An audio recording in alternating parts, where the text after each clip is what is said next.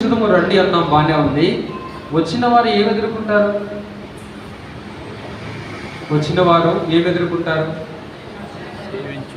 శ్రమలు. తెలుసా శ్రమలు ఎదుర్కొంటామని? శ్రమలు ఎదుర్కొంటామని తెలిసి కూడా శ్రమల్లో సంతోషంగా ఉంటున్నామా, బాధపడతా ఉన్నామా?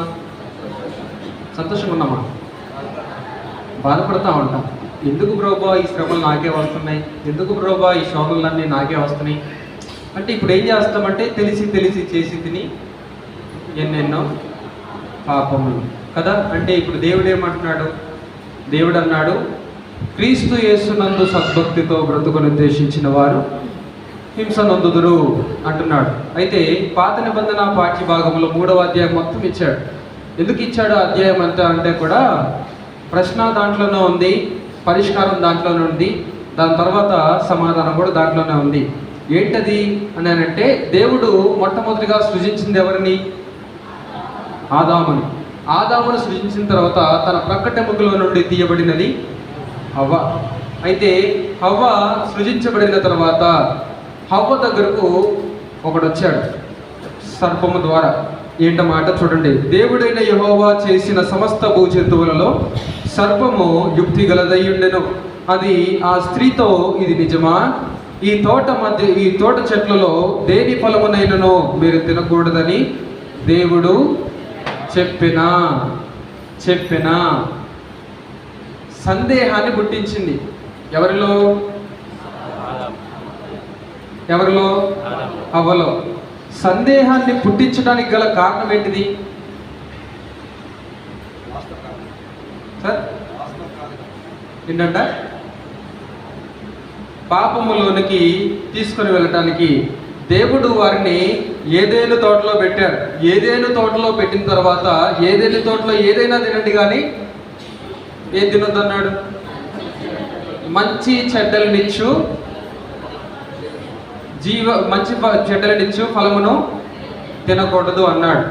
మంచి చెడ్డలనిచ్చు ఫలమును తినకూడదు అన్నప్పుడు కనీసం దాన్ని చూడటానికి కానీ మనం ప్రయత్నం చేయొచ్చా? చేయకూడదు. సరే, దాని గురించి ఎవరైనా ప్రస్తావించినప్పుడు నేను మాట్లాడనని లేచి వెళ్ళిపోవాలి కానీ దాంతో సంభాషించవచ్చా? సంభాషించకూడదు. అయితే హవ్వ అదే పొరపాటు చేసింది. ఎందుకు ఆ పొరపాటు చేసింది అనే విషయాన్ని కూడా నేను ముందుకి క్లుప్తంగా వివరించడానికి ప్రయత్నం చేస్తాను. 3వ అధ్యాయంలో చదువుకున్నట్లుగా కళ్ళు ఆరోగ్యానికి మంచిది కదా, అది వేడి చేయకుండా మంచిగా చలవ చేస్తుంది కదా అని అన్నాడు. నేను ఏం చెప్పాలో తెలియక అవును సార్ మంచిదే చాలా అని అంటే, మరి తాగొచ్చా సార్ అని అన్నాడు. తాగొచ్చా అని అంటే నాకు బాగా గుర్తొచ్చింది ఏమంటే దేవుడు పరిశుద్ధాత్మ దేవుడు తోడుగా ఉంటాడు కదా, అందుకే నేను అన్నాను సార్ ఎఫెసీ పత్రికలో 5వ అధ్యాయంలో 3వ వచనంలో మాట ఉంది సార్. ఏంటో మాట అని అంటే, మద్యమునైనను మత్తు పదార్థములనైనను మీరు కళ్ళు తాగితే ఎక్కువగా ఏమొస్తుంది? మత్తు వస్తుంది. సో మగతను పుట్టించే ఈ పదార్థాన్ని మనం తీసుకోవచ్చా సార్ అని అంటే వద్దు అని అన్నాడు. అంటే ఈ సందేహము ఎందుకు పుట్టిందంటారు? పాపము చేయాలి అనే ఆలోచన తనలో ఉంది కాబట్టి ఈ సందేహం బయటకు వచ్చింది. అయితే ఈ సందేహం బయటికి రావడానికి వీరిలో ప్రవేశించింది ఎవరు? అపవాది. Very good. ఎవరు? అపవాది. అయితే దేవుడు కూడా చెట్టు ఫలములను గూర్చి దేవుడు మీరు చావకుండునట్లు వాటిని తినకూడదనియో వాటిని ముట్టకూడదనియో చెప్పనని సర్పముతో అనెను. అందుకు సర్పము, మీరు చావనే చావరు, ఎలయనగా మీరు వాటిని దినమున మీ కన్నులు తెరవబడిననియో మీరు మంచి చెడ్డలను ఎరిగిన వారై దేవతల వలె ఉందరనియో దేవునికి తెలియనని స్త్రీతో చెప్పగా ఈ వచనంలో ఎక్కడైనా హవ్వని ఈ ఫలము తినమని చెప్పాడా సాతాను? జాగ్రత్తగా వినండి. ఈ ఫలమును తినమని చెప్పాడా? చెప్పలేదు.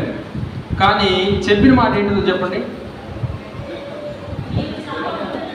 మీరు చావక ఉండున్నట్లు ఈ ఫలము తింటే అది ఎవరికి తెలుసు అని చెప్పాడు? దేవుడికి తెలుసు అని చెప్పాడు. దేవుడికి తెలుసని మాత్రమే చెప్పాడు కానీ తినమని ఇప్పుడు ఏం చెప్పాడా? చెప్పలా. ఎందుకు చెప్పలేదు అంటే సాతానికి మన బలహీనత ఏంటో తెలుసు. ఒక్క రాయి అలా వేసాము అని అంటే వీడు కదలదా? దేవుడి కంటే కూడా బాగా సాతానికి తెలుసు అనుకుంటున్నాను. ఎందుకంటే మన బలహీనతలన్నీ కూడా ఎవరు ముట్టుకుంటా వస్తారు, ఎవరు వెతుకుతా వస్తారు అని అంటే సాతానే వస్తాడు. అయితే హవ్వ దగ్గరికి కూడా సాతాను రావడానికి కారణం ఏంటంటే, జీవవృక్ష ఫలములను దేవుడు ఏదైనా తోటలో పెట్టి వీరు నిత్యము కూడా నిలిచి సంతోషముగా ఆనందదాయకముగా ఉండటానికి దేవుడు వారిని ఆ తోట మధ్యలో పెడితే, ఇది అందరికీ ఆనందదాయకమే. ఏదైనా తోటలో ఉండటము అందరికీ ఆనందదాయకమే. వారు దేవునితో సంభాషించడము, సంతోషంగా ఉండటము, సమాధానయుక్తముగా వెళ్ళటము దేవునికి ఆనందమే, వీరికి ఆనందమే. కానీ ఇది ఇష్టం లేనివాడు ఒకడు ఉన్నాడు. ఎవరు అంటే సాతాను, అపవాది. ఈ అపవాది అనుమానాన్ని తీసుకొని వస్తాడు. ఏంటది? అనుమానం. ఈ అనుమానమే అవలో కూడా తీసుకుని వచ్చాడు. అయితే ఈ అనుమానము ఏంటిది అని అంటే శోధన. ఏంటది? శోధన. ఈరోజు మనం ధ్యానం చేసుకునే అంశం ఏంటంటే, శోధనను జయించువాడు ధన్యుడు. ఏంటది? మళ్ళీ చెప్పండి. శోధనను జయించువాడు ధన్యుడు. శోధన ఎవరికి వస్తుంది? ఏదైతే తోటలో ఉన్న వాళ్ళకి వచ్చిందా? ఏదైతే తోటలో బయట ఉన్న వాళ్ళకి వచ్చిందా? ఏదైతే తోటలో ఉన్న వాళ్ళకే వచ్చింది. అయితే యేసుక్రీస్తునందు సద్భక్తితో బ్రతకనుద్దేశించిన వారు మాత్రమే, తిమోతికి రాసిన 2వ పత్రిక 3వ అధ్యాయం 12వ వచనంలో ఉంటుందన్నమాట కదా. ఇప్పుడు మనకి శోధనలు ఎదురవ్వట్లేదు, శ్రమలు ఎదురవ్వట్లేదు, ఇబ్బందులు ఎదురవ్వట్లేదు అని అంటే మనం ఎవరిలో లేము? దేవునిలో లేము. అయితే దేవునిలో లేని వారు శోధనను శోధన ఎదుర్కొంటారా అంటే ఎదుర్కోలేరు. అయితే ఎందుకు ఎదుర్కోలేరు అని అంటే వారి ఆధ్యాత్మిక స్థితి వెనకబడిపోయిన వారిగా ఉంటూ ఉన్నారు. వారి ఆధ్యాత్మిక స్థితి వెనకబడిపోయిన వారిగా ఉన్నారు. నేను రాత్రి జాన్సన్ అన్న కాల్ చేశాను. ఇక్కడ పాస్టర్ గారుగా పని తనతో పాటు తన భర్తకును ఇచ్చెను, అతను కూడా తిన్నెను.